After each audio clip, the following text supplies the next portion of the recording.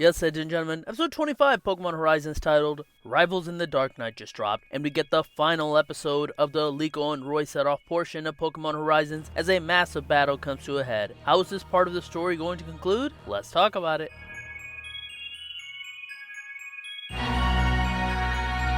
Since this episode is the final one in the chapter, it's an action-packed episode. The episode begins with us seeing that Hamber is following Amethio to the castle and is about to come in with Onix and his Garganacl and Sango and her Glalie. He says that he only wants to use them as his final trump card. Back at the castle, continuing from last episode, Diana's Arcanine comes in and attacks the explorers while she has her Squawkabilly turn on a hidden passage to send our heroes to safety. However, they're still found by Zur and his Rhyhorn, who breaks through the floor to see where they're going and tells Amethio that our heroes are headed to a nearby tower. Amethio wants them to go after Terapagos while he goes after and battles Friede, who he has tried to have full battles with this entire series so far but has never got the chance to.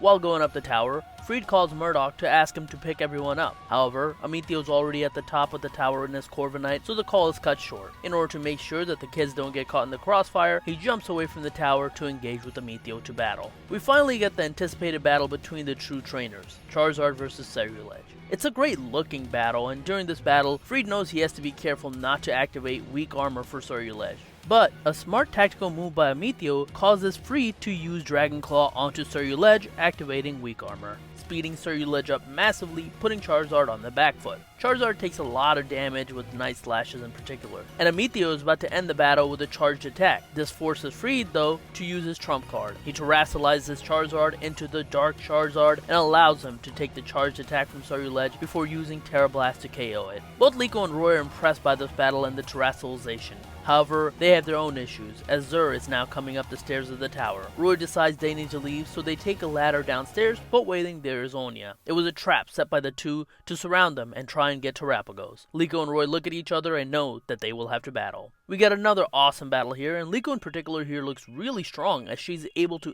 instantly dispatch of Onya and her Golduck, and Roy is able to provide major damage to Zur's Rhyhorn. Meanwhile, back in the castle, Diana's putting all the important books regarding Lucius in a bag. She also seems to have his belt and his personal memoirs. But before she can leave the castle, she's stopped by Hamber and his Dusknoir. Like I said the last episode, Hamber seems to know a lot about Terapagos. It's even explained here that the term explorers is what Lucius called his friends. Before a confrontation can happen, however, the castle starts being attacked and have explosions go off everywhere. This allows Diana to escape. Even where Friede and Amethio were battling, the tower near them collapses, and it gets really cold here. It's the two explorers, Onix and Sango, prematurely attacking before Hamber tells them to.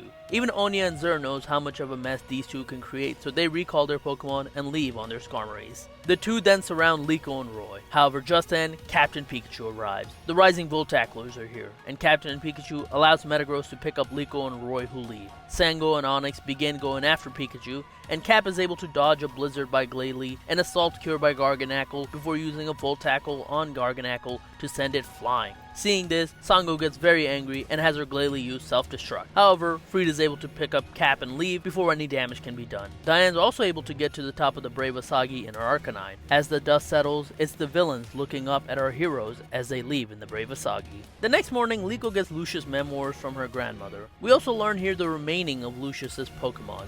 We obviously had Shiny Rayquaza, Arboliva, and Galarian Moltres, but we also find out that in that group is Lapras, Kleavor, and Entei. And since Liko believes in the story of Lucius, she'll be going on an adventure to find the 6 hero Pokemon as they're called. It'll be interesting to see how this goes. Back in the Explorer's base, Gibeon and Hamber discuss what happened, and they say that the cogs are moving and their dreams are about to... and that's where we end the episode.